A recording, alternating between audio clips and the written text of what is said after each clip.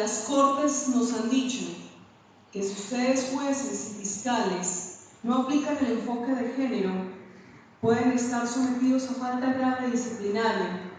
Como hemos visto, la comisión últimamente bastante sancionatoria en el asunto.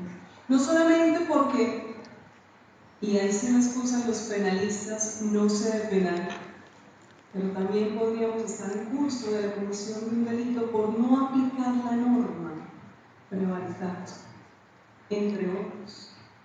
No es solamente porque la Corte nos dice que esto es causal para apelar, para casar, inclusive para tutela contra prevención judicial.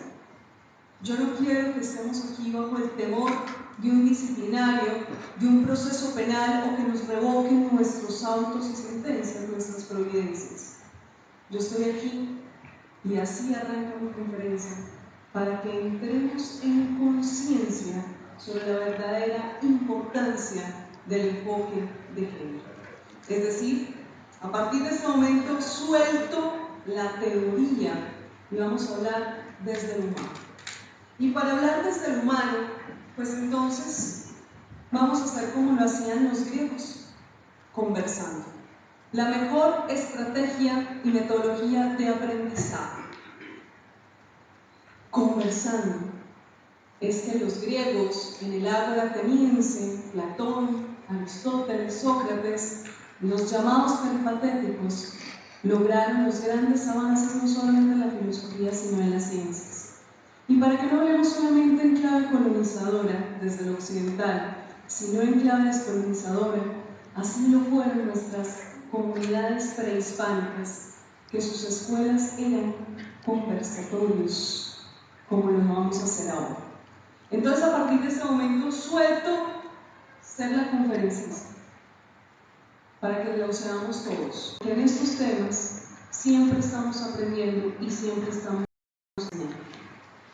La primera pregunta que quisiera hacerles a ustedes, y quienes ya me han escuchado esta conferencia sabrán cuál es la pregunta, está encaminada a la primera orden que se nos da cuando estudiamos enfoque de género: reconocimiento histórico a la discriminación estructural que se le ha hecho a la mujer, a las adolescentes y a las niñas por un estereotipo o un rol de género. Ese es nuestro propósito. Y lo vamos a hacer a través de la siguiente pregunta.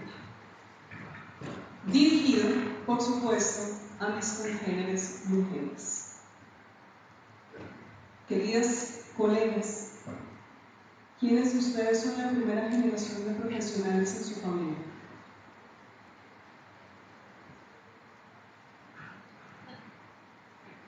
Gracias.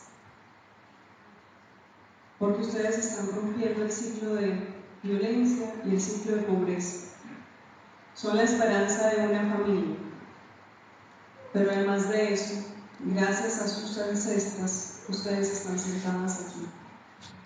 Sin papá, sin mamá y demás ancestras, ustedes no podrían estar hoy diciendo: soy la primera profesional, la primera generación de profesionales, y mis padres todos fueron, como muchos aquí en Antioquia, arrieros provenientes de las ruralidades, entre otras. Y gracias a ese trabajo y a arriesgarse a migrar a las ciudades, y además de creer en la educación, precisamente como un acto revolucionario contra las cadenas de pobreza, es que ustedes están acá. Y estoy muy feliz porque entre todos ustedes veo una alumna, una estudiante de esa Buenaventura, y eso significa que volvemos a recuperar la esperanza después de tantas noticias tan tristes que vemos a diario. Segunda generación de profesionales, más escasas. Significa que nuestros abuelos migraron antes, década del 50, plena guerra civil. Nuestros abuelos también arrieros o comerciantes, campesinos, hicieron un esfuerzo para que nuestros padres y madres pudieran ingresar a la educación universitaria. Y hoy por hoy estamos por esos ancestros aquí. Tercera generación.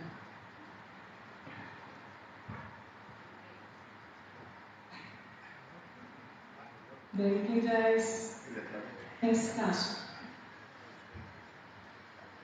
Ustedes dirán, ¿por qué estamos haciendo esa pregunta? Y para poder entender esa pregunta, tenemos que hacer una evolución histórica de cómo el Estado y el derecho nos ha reconocido a las mujeres como sujetos de derecho. Porque lo que hoy para nosotras, para nosotros, es normal, resulta que hace un siglo no lo era. Claro, soy civilista, entonces les voy a hablar desde el derecho civil. ¿Saben ustedes a partir de qué momento nosotras las mujeres fuimos capaces de ejercicio? Es que cuando uno está con una profesora, a veces lo corchan a uno. ¿En qué año las mujeres dejamos de ser incapaces de ejercicio y pudimos ser autónomas e independientes? Porque antes estábamos solteras, sometidas a la patria potestad de nuestro padre. Y si nos casábamos bajo la potestad marital de nuestro cónyuge, y si no escogíamos, y si no nos quedamos en casa cuidando a los abuelos, o nos casábamos a cuidar del marido y los hijos, ahí terminábamos casadas con Jesús en un convento. Solo teníamos 3 caminos.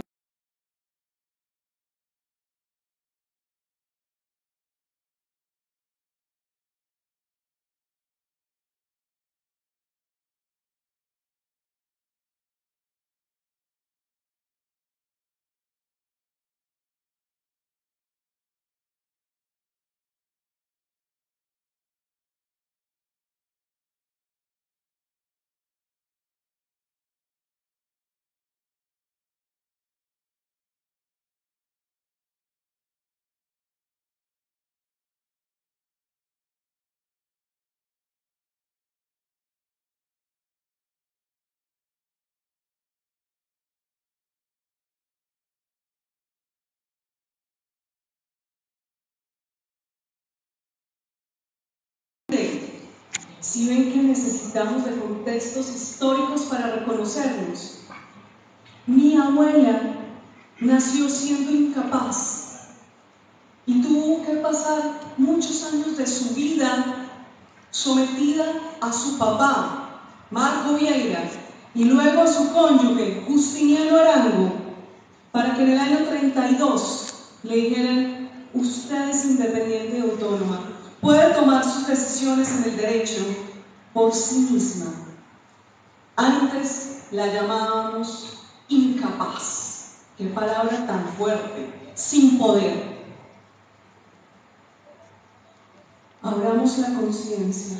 Nuestras abuelas vivieron ese régimen en donde el Estado y el derecho les decía incapaces, sin poder, sometidas siempre a la decisión de un hombre. Año 1932, República Liberal. Esa década grandiosa en Colombia para la política, para la legislación y para la Corte Suprema de Oro. ¿Saben dónde nació esa ley? Aquí en Antioquia. Mujeres pertenecientes a la élite paisa, de aquellas casafincas preciosas de la Avenida del Poblado que recordamos en añoranza en esas fotografías.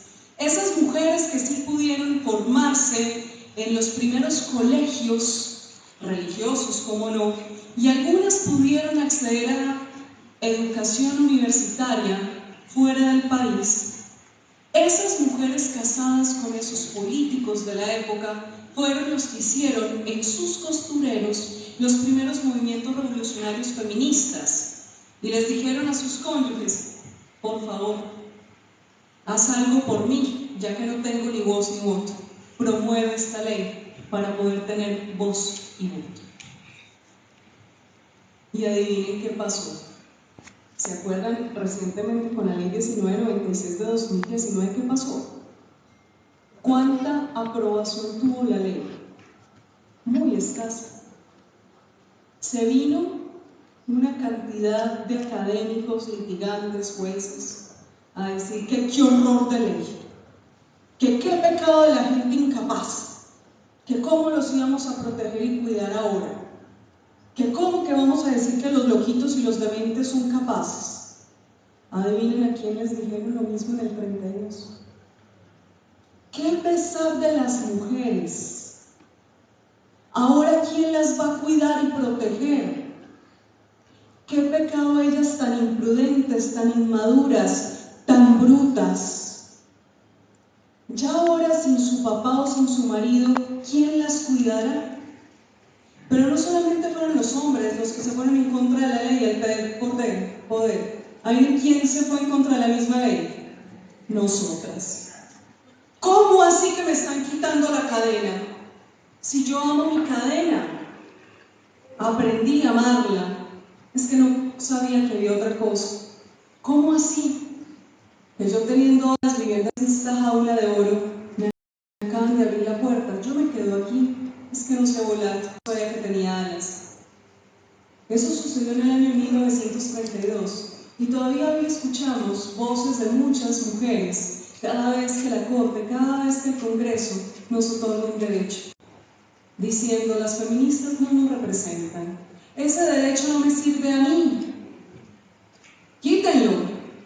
Nada más ayer vimos lo que pasó en el Congreso. Plan de desarrollo, eliminado el artículo por el cual se iba a desarrollar la política pública de derechos sexuales y reproductivos de niñas, mujeres y adolescentes y personas capaces de gestar, promovido por una mujer, aplaudido por varias mujeres. Es que este enfoque de género es para que entremos en conciencia no solamente los hombres, sino también y principalmente nosotras. Año 1932, nos llevamos un siglo siendo capaces de ejercicio.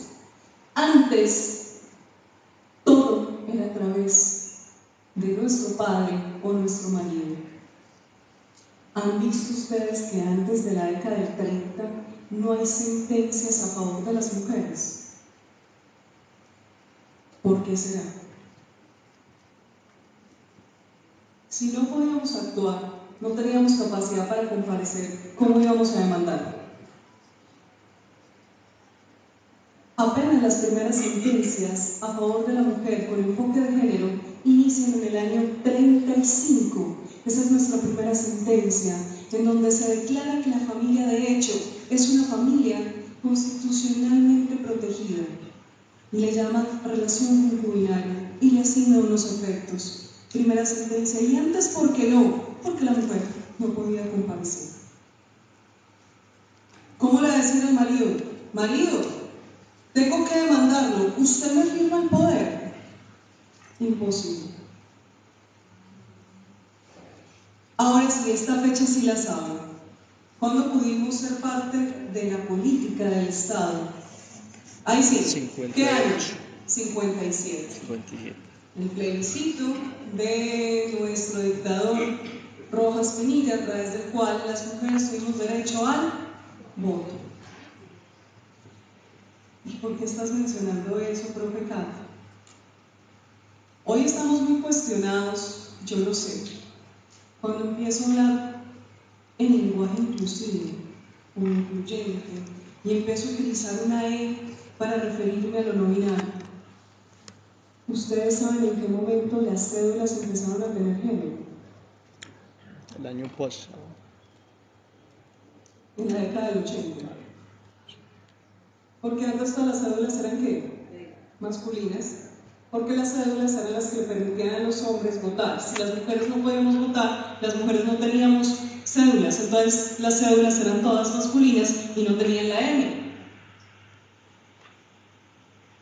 Entonces, ¿por qué hoy defendemos tanto una M y una F? Que es de reciente existencia. cuando antes las cédulas eran ¿qué? Todas masculinas y luego llegaron a ser todas neutras porque todos tenemos derecho a votar. ¿En qué año empezamos a dejar de cargar el apellido de nuestros maridos? Y ojo que seguramente ustedes van a decir, mi abuela y mi mamá todavía tienen el D. 74. Hasta hace tan poquito. Algunos que los veo más canosos ya habrán nacido, ya habían nacido. Hasta el 74, la mujer que se casaba automáticamente se volvía de el otro. La cédula de mi abuela registra así: Graciela Arango Graciela Vieira de Arango. Algunas mujeres inclusive perdían su propio apellido, como si fuéramos parte de algo, propiedad de algo. Y solamente quiero hacer referencia a esas 3 leyes para que abramos conciencia. A ustedes, hombres que son nuestros coequiperos en esta lucha, y por eso cada vez que me cuestionaban que en este panel yo era la única mujer, les decía, qué dicha, no soy yo ya sola en esta lucha, ya se unieron los hombres a luchar. A ustedes que son mis coequiperos y nunca los negaré en la lucha, se les hará normal todos sus derechos. Eso se llama estar en el privilegio.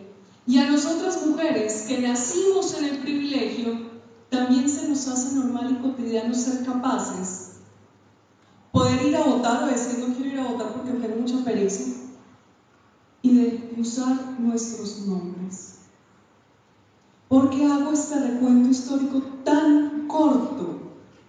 Para que abramos conciencia de lo que vivieron nuestras ancestras, nuestras abuelas, nuestras madres, y por quienes hoy estamos aquí sentados y sentadas. Gratitud a esas mujeres que lucharon por lo que hoy tenemos. Gracias.